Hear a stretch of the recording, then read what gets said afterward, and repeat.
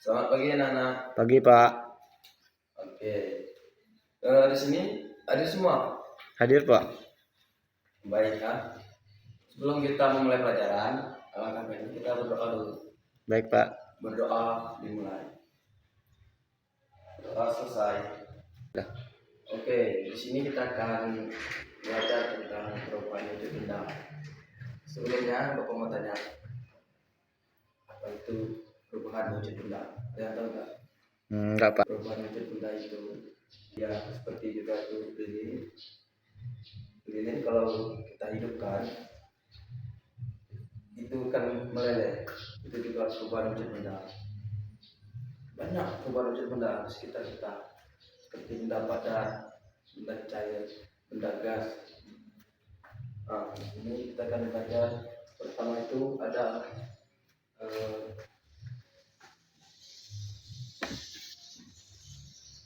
wujud benda. Oke, wujud benda ini ada bermacam-macam. Yang pertama itu ada cair, kedua itu ada gas, dan ketiga itu ada padat.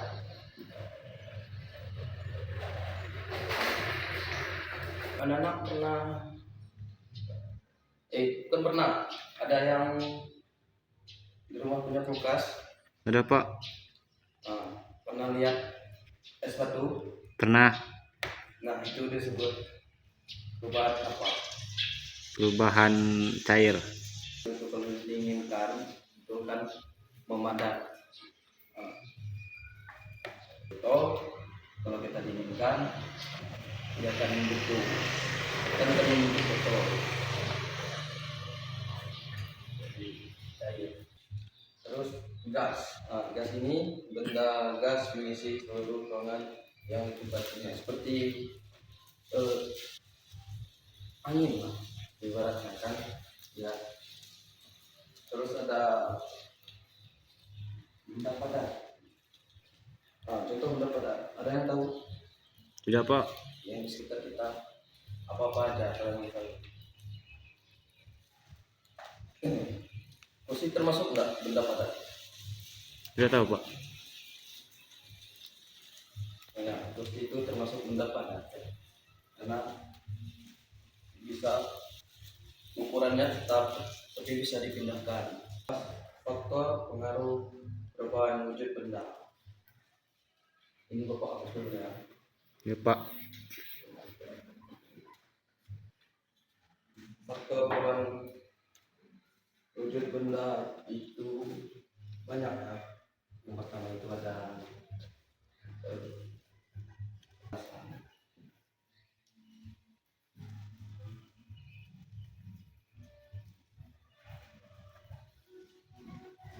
terus kedua ada pendinginan,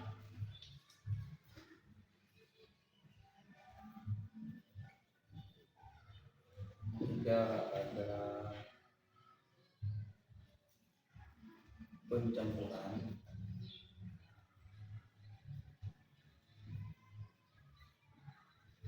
terus yang keempat ada pembakaran.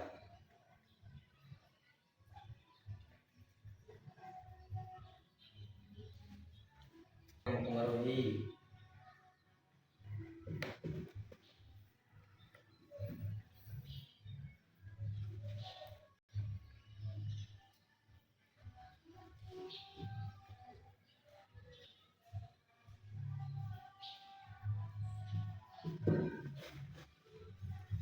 perubahan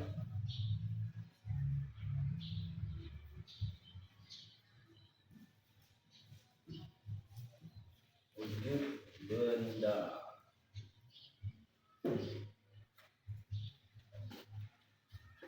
Nah, tadi kan kita bahas ada es batu ya. Es batu kira-kira kalau kita panaskan dia akan menjadi apa? Ayo, siapa yang tahu? Tidak tahu Pak. Es batu kalau kita panaskan dia akan menjadi cair kembali.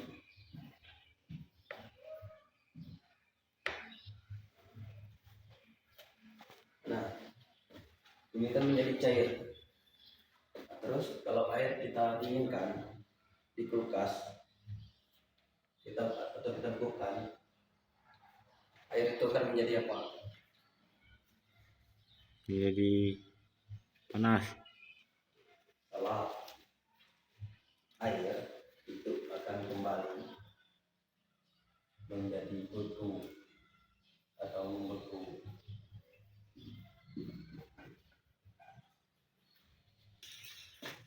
Ini ada perubahan wujud benda. Lemah.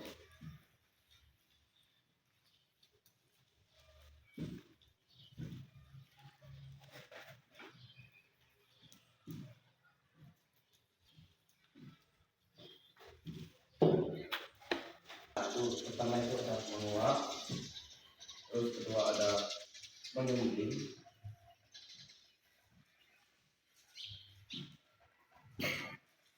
ketiga itu ada mencair, keempat itu ada mengembun,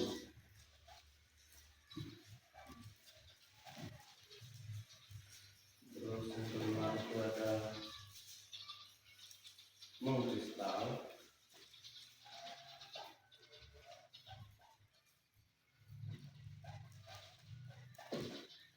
yang keenam itu ada membeku.